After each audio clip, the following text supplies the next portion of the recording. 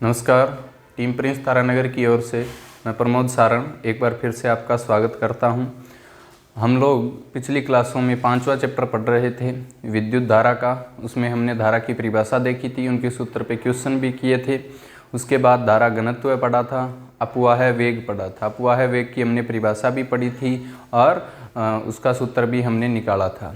अब उसके अंदर जो कल हमारा जो लास्ट क्लास थी उसके अंदर हमने देखा था कि भाई जब कोई आवेशित चालक होता है उसके अंदर जो इलेक्ट्रिक फील्ड होता है वो कितना होता है, 0 होता है। क्यों होता है? क्योंकि जब भी कोई बाहर से आप इलेक्ट्रिक फील्ड लगाओगे तो नेगेटिव चार्ज एक तरफ आके बैठ जाता है, पॉजिटिव चार्ज दूसरी तरफ आके बैठ जाता है। इसका मतलब अंदर भी एक इलेक्ट्रिक फील्ड उतना ही इंड्यूस होगा जितना कि बाहर आप लगा रहे हो। इसका मतलब नेट इलेक्ट्रिक फील्ड जो उसके अंदर होगा वो कितना होगा, 0 होगा। किसके अंदर? एक आवेशित चालक के अंदर। अगर हम बात करें धारावाही चालक की, धारावाही चालक का मतलब आपको एक बैटरी से कनेक्ट करना पड़ेगा। जब आप उस चालक को बैटरी से कनेक्ट कर देते हो तो नेगेटिव चार्ज जो है वो बैटरी के किस ओर आ जाता है, पॉजिटिव की ओर, और पॉजिटिव चार्ज बैटरी के किस ओर आ जाता है, नेगेटिव की ओर आ जाता है। इसका मतलब वहां अंदर का जो इलेक्ट्रिक फील्ड है वो इस बार 0 नहीं होता है। अंदर का इलेक्ट्रिक फील्ड 0 नहीं होता है।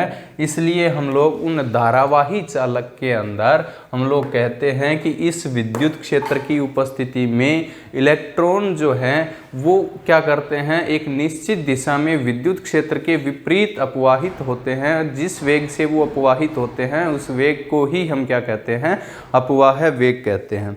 और अपवाह वेग की हमने वैल्यू निकाली थी Vd = -e/m। तो आज उसी से हम आगे बढ़ते हैं। एक रिलेशन है हमारे पास, अपवाह वेग व विद्युत धारा में संबंध। अपवाह वेग व विद्युत धारा में संबंध, विद्युत धारा में संबंध, ये आज हम लोग रिलेशन निकालेंगे। बहुत ईजी सा टॉपिक है। तो हम लोग सबसे पहले वही चालक से बात करते हैं। हमारे पास ये कोई चालक है, इस चालक के अंदर बहुत सारे मुक्त इलेक्ट्रॉन्स हैं, ठीक है, बहुत सारे मुक्त इलेक्ट्रॉन्स हैं हमारे पास इस चालक में। और इस चालक को हमने क्या कर दिया, किसी एक बैटरी से कनेक्ट कर दिया है। और ये बैटरी का पॉजिटिव टर्मिनल, ये नेगेटिव टर्मिनल, जो धारा प्रवाहित हो रही है इस चालक में से वो कितनी मान लेते हैं, I मान लेते हैं, ठीक है। तो जिस दिशा में धारा प्रवाहित होती है, इलेक्ट्रॉनों का प्रवाह जो होता है वो हमने पहली क्लास में देखा था, वो धारा के क्या होता है, विपरीत दिशा में प्रवाहित होता है। और ये सारे इलेक्ट्रॉन जिस औसत वेग से विद्युत क्षेत्र के विपरीत गति करते हैं उस औसत वेग को क्या कहते हैं, अपवाह वेग कहते हैं। यानी कि इस चालक के अंदर जो इलेक्ट्रॉनों का अपवाह वेग है वो कितना है, हमारे पास Vd है। और इस जो चालक की टोटल लंबाई है वो हम मान लेते हैं कितनी, L। और जो अनुप्रस्थ काट क्षेत्रफल है, क्रॉस सेक्शन एरिया है, उसको हमने कितना मान लिया, A मान लिया है। और हम लोग ये भी एज्यूम कर लेते हैं कि इस चालक के अंदर एकांक आयतन में जो इलेक्ट्रॉनों की संख्या है वो हमारे पास कितनी है, n है। तो हमने क्या क्या माना है इसके अंदर, बैटरी के कारण जो इलेक्ट्रिक फील्ड है वो इस दिशा में कितना है, E है। कितना है, E। अब देखो हमने क्या क्या माना है इसके अंदर। एक तो ये माना है n। n क्या है, एकांक आयतन में इलेक्ट्रॉनों की संख्या, एकांक आयतन में इलेक्ट्रॉन्स की संख्या। उसके बाद हमने माना है Vd। Vd क्या है, इलेक्ट्रॉन्स का अपवाह वेग है, इलेक्ट्रॉनों का क्या है, अपवाह वेग है, ठीक है। L क्या माना है, चालक की लंबाई, क्या मानी है, चालक की लंबाई। और A क्या है, चालक के अनुप्रस्थ काट का क्षेत्रफल, अनुप्रस्थ काट क्षेत्रफल, अनुप्रस्थ काट क्षेत्रफल। अब देखो हम लोगों ने माना है एकांक आयतन में इलेक्ट्रॉन्स की संख्या n। रिलेशन निकालना है हमें अपवाह वेग, जिसको हम किससे रिप्रेजेंट करते हैं, Vd से, और धारा में निकालना है यानी I के अंदर। तो धारा निकालने के लिए धारा की हमने परिभाषा देखी थी कितनी, I = Q/T। यानी कि धारा की वैल्यू निकालने के लिए हमारे पास किस किस की वैल्यू होनी चाहिए, Q की वैल्यू और T की वैल्यू। Q क्या है इस कंडक्टर के अंदर जितना चार्ज फ्लो हो रहा है उसकी वैल्यू, और T क्या है यानी कि चार्ज को यहाँ से यहाँ तक फ्लो होने में जो टाइम लग रहा है वो समय। तो सबसे पहले हम मान लेते हैं कि इस चालक के पूरे आयतन में जो इलेक्ट्रॉनों की संख्या है वो हमारे पास है कितनी, कैपिटल N। इस चालक के अंदर जो टोटल इलेक्ट्रॉनों की संख्या है कंप्लीट के अंदर वो कितनी है, स्मॉल n। और हमने क्या मान रखा है, एकांक आयतन में इलेक्ट्रॉनों की संख्या। यहाँ धारा I is equal to Q upon T होती है। सबसे पहले हम लोग किसकी वैल्यू निकाल लेंगे, Q की वैल्यू निकाल लेंगे। तो Q की वैल्यू आवेश क्वांटीकरण के अनुसार Q इज इक्वल टू होता है NE। तो सबसे पहले हम लोग किसकी वैल्यू निकाल लेंगे, कैपिटल N की वैल्यू। तो कैपिटल N की वैल्यू निकालने के लिए है क्या हमारे पास, कैपिटल N चालक के कुल आयतन में इलेक्ट्रॉनों की संख्या, कुल आयतन में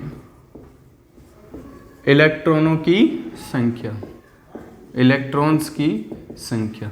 इस चालक के अंदर हमने मान रखा है एकांक आयतन में इलेक्ट्रॉनों की संख्या कितनी, स्मॉल n। निकालनी क्या है, कुल आयतन में। तो टोटल आयतन के अंदर इलेक्ट्रॉनों की संख्या हमने कितनी मान रखी है, कैपिटल N। तो एकांक आयतन में जब संख्या स्मॉल n है तो कुल आयतन के अंदर संख्या कितनी हो जाएगी, एकांक आयतन में इलेक्ट्रॉनों की संख्या इनटू टोटल आयतन। ठीक है, तो एकांक ये टोटल आयतन के अंदर इलेक्ट्रॉनों की संख्या इज इक्वल टू क्या होगा, एकांक आयतन में इलेक्ट्रॉनों की संख्या स्मॉल n इंटू आयतन। आयतन किसके बराबर होता है, क्षेत्रफल इंटू दूरी। तो अनुप्रस्थ काट क्षेत्रफल हमारे पास कितना है, a है, और इस चालक की जो लंबाई है वो कितनी है, L है। तो कितना हो जाएगा, N इंटू AL, यानी कि टोटल आयतन के अंदर इलेक्ट्रॉनों की संख्या capital N is equal to कितनी होगी, NaL। इसको मान लेते हैं हम इक्वेशन फर्स्ट। ठीक है, अब हमने N की वैल्यू निकाल ली है और हम जानते हैं कि जो टोटल आवेश होता है वो Q इज इक्वल टू कितना होता है, Ne। N क्या है, नंबर ऑफ इलेक्ट्रॉन्स, और E क्या है, इलेक्ट्रॉन पर आवेश। ठीक है, तो अब क्या करेंगे, इस चालक में से इस चालक में से प्रवाहित कुल आवेश, प्रवाहित कुल आवेश पहले चैप्टर के में अंदर जो आवेश की प्रॉपर्टी पढ़ी थी आपने, उसके अंदर आवेश क्वांटीकरण की प्रॉपर्टी पढ़ी थी जिसके अंदर Q इज इक्वल टू कितना होता है, Ne। N क्या है, कुल आयतन में नंबर ऑफ इलेक्ट्रॉन्स, और E क्या है, इलेक्ट्रॉन पर चार्ज। ठीक है, तो Q इज इक्वल टू कितना है, Ne। इसको मान लिया हमने इक्वेशन 2। समीकरण 1 व 2 से, समीकरण 1 व 2 से Q इज इक्वल टू क्या आ जाएगा, कैपिटल N की वैल्यू हमने कितनी निकाल रखी है, स्मॉल NaL, और आपके पास ये E है ही। तो आवेश जो इसके अंदर प्रवाहित हो रहा है उसकी वैल्यू हमारे पास कितनी आ गई, Q is equal to NaLE। ठीक है, अब Q की वैल्यू निकाल ली हमने, अब हमें क्या निकालना है, T की वैल्यू निकालनी है। तो मुक्त इलेक्ट्रॉन्स के एक सिरे से दूसरे सिरे तक प्रवाहित होने में लगा समय, जो टाइम लगेगा, समय किसके बराबर होता है भाई, दूरी बटा 4। किसके बराबर होता है, दूरी बटा 4। हमारे पास एक सिरा यानी यहाँ से लेके दूसरा सिरा यहाँ तक इलेक्ट्रॉन्स के आने में जो समय लगेगा वो निकालना है। तो यहाँ से यहाँ तक की टोटल दूरी कितनी है, स्मॉल l है, और इसके अंदर इलेक्ट्रॉन्स गति कर रहे हैं, मुक्त इलेक्ट्रॉन्स। तो इन इलेक्ट्रॉनों के यहाँ से यहाँ तक आने में समय निकालना है। इलेक्ट्रॉन यहाँ से यहाँ तक किस वेग से गति कर रहे हैं या किस चाल से गति कर रहे हैं, v चाल से। तो T इज इक्वल टू कितना आ जाएगा, L अपॉन v। समीकरण नंबर 4 कितना आ जाएगा समय, T is equal to L upon v। अब देखो भी हमारे पास समय की वैल्यू आ गई, आवेश की वैल्यू आ गई, और आप जानते हो कि जो धारा होती है I इज इक्वल टू वो किसके बराबर होता है, Q अपॉन टी के बराबर। समीकरण नंबर 5। इस 5 नंबर समीकरण के अंदर Q की वैल्यू जो small n a l e i है और समय की value L upon v d i है, दोनों वैल्यूज इसके अंदर पुट कर लो। तो समीकरण 3 और समीकरण 4 की वैल्यू कहाँ रख दोगे? 5 में। समीकरण 3 व 4 व 5 से तो I इज इक्वल टू कितना आ जाएगा? Q की वैल्यू कितनी है? Small n a l e बट्टा T की वैल्यू कितनी है? L upon V D. तो भाई स्मॉल l से स्मॉल l कैंसिल हो जाएगा, वी डी आपका ऊपर आ जाएगा। तो I इज इक्वल टू कितना हो जाएगा? n a e v d। ये आपको रिलेशन निकालना है। I क्या है आपके पास? विद्युत धारा। Vd क्या है? अपवाह वेग। स्मॉल n क्या है? चालक के एकांक आयतन में इलेक्ट्रॉनों की संख्या। E क्या है? एक इलेक्ट्रॉन पर आवेश जिसकी वैल्यू 1.6 × 10⁻⁻19 कूलाम होती है। तो ये आपका किस में रिलेशन है? जो कि धारा व अपवाह वेग में रिलेशन है, अपवाह वेग में संबंध है। यहाँ से तुम लोग एक रिलेशन और भी निकाल सकते हो। हमने धारा के बाद जो हमारा अगला टॉपिक था वो था धारा घनत्व का, और धारा घनत्व क्या था? एकांक क्षेत्रफल से गुजरने वाली विद्युत धारा। ठीक है, तो अगर मैं यहाँ से A को इधर लेके आऊँगा तो क्या होगा? I upon A is equal to N E V D. A को इधर ले आए तो क्या बचा? N E V D. और चूंकि I अपॉन A यानी एकांक क्षेत्रफल में प्रवाहित धारा किसके बराबर होती है? धारा घनत्व J के बराबर होती है। किसके बराबर? धारा घनत्व J के बराबर। तो I अपॉन A की जगह इसमें क्या पुट कर लोगे? J पुट कर लोगे। इसलिए J इज इक्वल टू क्या हो जाएगा? N E V D. यहाँ पर J क्या है? धारा घनत्व है। वी डी क्या है? अपवाह वेग है। इसका मतलब ये आपका किसके बीच में रिलेशन है? धारा घनत्व व अपवाह वेग में, जो कि धारा घनत्व व अपवाह वेग में संबंध है, अपवाह वेग में संबंध है। तो ये हमारे पास विद्युत धारा और अपवाह वेग में रिलेशन था, और ये आपका धारा घनत्व और अपवाह वेग में रिलेशन है। तो कैसे निकालोगे? सबसे पहले हमने एक चालक माना है, उसके अंदर एकांक आयतन में इलेक्ट्रॉनों की संख्या स्मॉल n। इलेक्ट्रॉन जिस वेग से गति कर रहे हैं यानी जिस अपवाह वेग से गति कर रहे हैं वो Vd, चालक की लंबाई L और क्षेत्रफल कितना है? अनुप्रस्थ काट का या क्रॉस सेक्शन का कितना है? A है। तो I इज इक्वल टू धारा निकालनी है तो Q अपॉन T होता है। Q की वैल्यू आवेश क्वांटीकरण से n e होता है। n क्या है? टोटल इलेक्ट्रॉनों की संख्या। तो हमारे पास जब एकांक आयतन में इलेक्ट्रॉनों की संख्या स्मॉल n थी तो टोटल आयतन में कितनी हो जाएगी? स्मॉल n इंटू टोटल आयतन। टोटल आयतन किसके बराबर होता है? क्षेत्रफल इंटू दूरी के बराबर या विस्थापन के बराबर। तो n इज इक्वल टू कितना हो जाएगा? Small n a l। ठीक है, n की वैल्यू निकाल ली। Q इज इक्वल टू आवेश क्वांटीकरण से होता है n e, तो देन Q की वैल्यू आ गई n a l e। अब हमें समय निकालना है T की वैल्यू। तो इलेक्ट्रॉन यहाँ से यहाँ तक आने में कितना समय लगेगा? समय इज इक्वल टू दूरी बट्टा चाल यानी L अपॉन वी डी। और ये दोनों वैल्यू इसके अंदर पुट कर दोगे तो I इज इक्वल टू क्या हो जाएगा? n a e v d। I upon a किसके बराबर होता है? धारा घनत्व J के बराबर होता है, और J की वैल्यू हमने निकाल ली है। ठीक है, ये है आपका धारा और अपवाह वेग में संबंध। अब हम लोग अगला टॉपिक जो है हमारा छोटा सा है गतिशीलता। किसका है? गतिशीलता का। तो गतिशीलता को भी समझने के लिए हमें वापिस अपवाह वेग का जो आपने सूत्र निकाला था वहां पर जाना पड़ेगा। गतिशीलता, गतिशीलता आपने अपवाह वेग की वैल्यू निकाली थी Vd इज इक्वल टू कितनी? वेक्टर फॉर्म में लिख रहा हूं माइनस ई वेक्टर टो बट्टा m।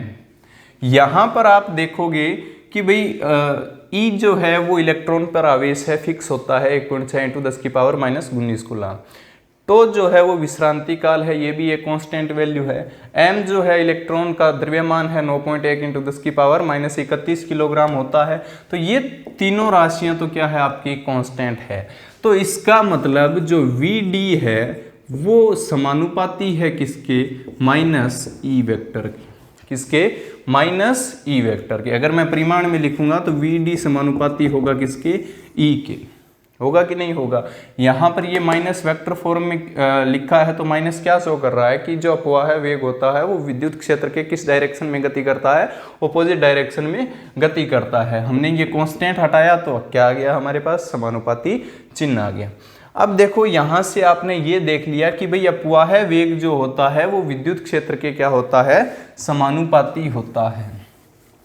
तो यहाँ पर लिख देता हूं मैं, अपवाह वेग Vd समानुपाती होता है किसके, विद्युत क्षेत्र E के, जो भी आप विद्युत क्षेत्र अप्लाई कर रहे हो उसके। तो यहाँ पर ये समानुपाती चिन्ह हटाओगे तो Vd = एक कांस्टेंट आएगा। जब समानुपाती चिन्ह हटाएंगे वो कांस्टेंट हमने कितना मान लिया, म्यू है। तो Vd = क्या हो जाएगा, म्यू ई। ये म्यू क्या है, एक समानुपाती नियतांक है, समानुपाती नियतांक है। इस समानुपाती नियतांक को ही क्या कहा जाता है, गतिशीलता कहा जाता है, गतिशीलता कहा जाता है।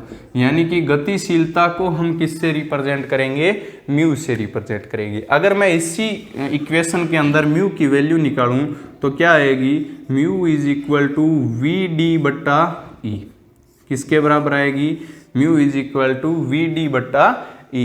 यानी कि किसी चालक के अंदर मुक्त इलेक्ट्रॉन्स की जो गतिशीलता होती है वो अपवाह वेग और विद्युत क्षेत्र के अनुपात के क्या होती है, बराबर होती है। अगर गतिशीलता की बात करें तो इससे आपको किताब में ऐसा भी वर्ड मिलेगा कि आवेश वाहकों की गतिशीलता। तो आवेश वाहक कौन से होते हैं, किसी चालक अर्धचालक के अंदर जिसके कारण धारा प्रवाहित होती है वही आपके क्या होते हैं, आवेश वाहक होते हैं। तो यहाँ पर गतिशील चालक के अंदर निकालोगे तो चालक के अंदर किसके कारण धारा प्रवाहित होती है, मुक्त इलेक्ट्रॉनों के कारण। तो ये आप ऐसे भी कह सकते हो कि मुक्त इलेक्ट्रॉनों की गतिशीलता या आवेश वाहकों की गतिशीलता अपवाह वेग तथा जो अप्लाइड विद्युत क्षेत्र है उसके क्या होता है, उसके अनुपात के क्या होता है, बराबर होता है। यानी गतिशीलता अपवाह वेग और विद्युत क्षेत्र का अनुपात है। यानी कि आवेश वाहकों की गतिशीलता अपवाह वेग तथा विद्युत क्षेत्र के अनुपात के बराबर होती है, अनुपात के बराबर होती है। अब अगर हम इसके मात्रक की बात करेंगे तो ये अपवाह वेग है, वेग का मात्रक क्या होता है, मीटर प्रति सेकंड, ठीक है। और ये क्या है, विद्युत क्षेत्र, और विद्युत क्षेत्र का मात्रक क्या होता है, वोल्ट प्रति मीटर। तो मीटर ऊपर जाएगा तो क्या हो जाएगा, मीटर स्क्वायर प्रति वोल्ट सेकंड। ये आपका गतिशीलता का क्या हो जाएगा, मात्रक हो जाएगा। यानी कि गतिशीलता का मात्रक मीटर स्क्वायर प्रति वोल्ट सेकंड, ठीक है। तो ये आपकी होगी गतिशीलता। अगर ये मैंने यहाँ पर एक नया वर्ड ऐड किया है, आवेश वाहक। तो आवेश वाहक यानी कि वे कण जिनके कारण धारा का प्रवाह होता है।